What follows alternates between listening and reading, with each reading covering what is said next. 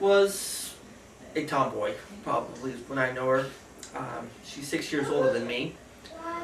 She likes to ride horses. She's a barrel racer. She enjoyed animals. She grew up on a farm with me, and we both were raised on a farm.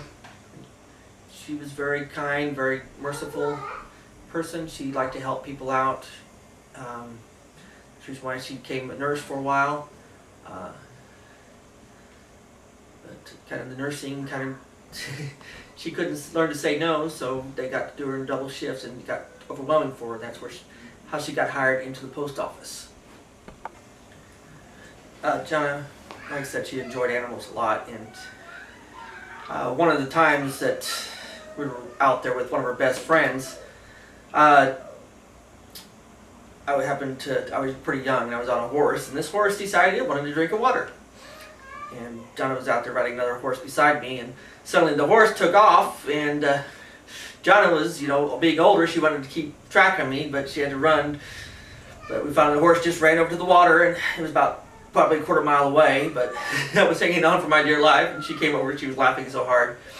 But I was okay. I stayed on by the wheel, but it was an interesting moment. Like I said, she thought it was pretty funny.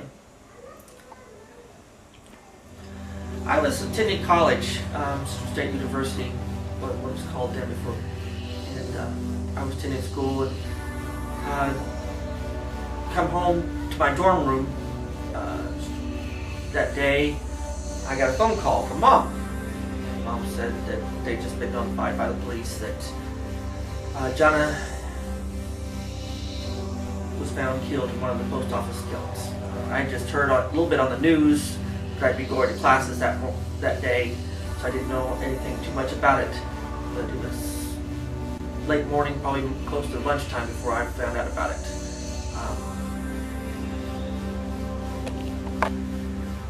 When Mom told me that I heard about the post office shootings, kind of through other people beforehand, and I was worried about Jonna. I didn't know what to do, and I was kind of, like I said, when Mom told me the situation, I was in shock.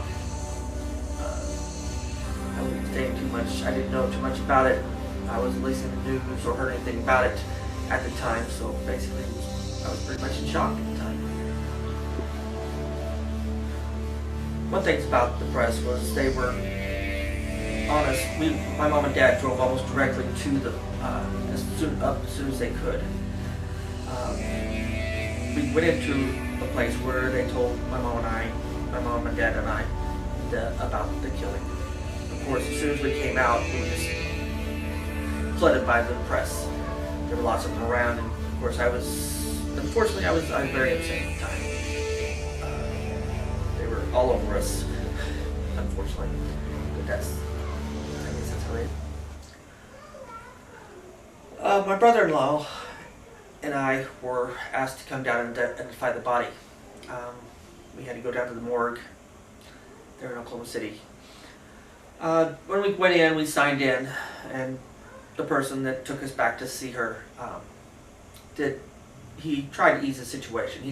One thing he did say was that she was shot in the lungs so that she died very fast, and that she didn't have to suffer very much. That was kind of a consolation to us, but like I said, my brother-in-law Kit had to go identify the body. No one, once they were going to the morgue, to have to identify a body. Jonna's funeral was very big. They did come out with a very big showing. A lot of people, a lot of friends, a lot of family came down. Had the service in Enid. They also had a memorial service. Had two services. Also had one in Edmond at the place of the tragedy. A lot of people came up to me, comforted me, tried to show sympathy. When you're in a situation like that, there's times that you want to be alone. I kind of felt like I needed time to just take it all in. It's kind of rushed to try to get the funeral arrangements ready, try to get this and that planned, and you don't really have time to really grieve at that time. And it was kind of one of the difficult things was that I didn't feel like I had time to grieve beforehand, and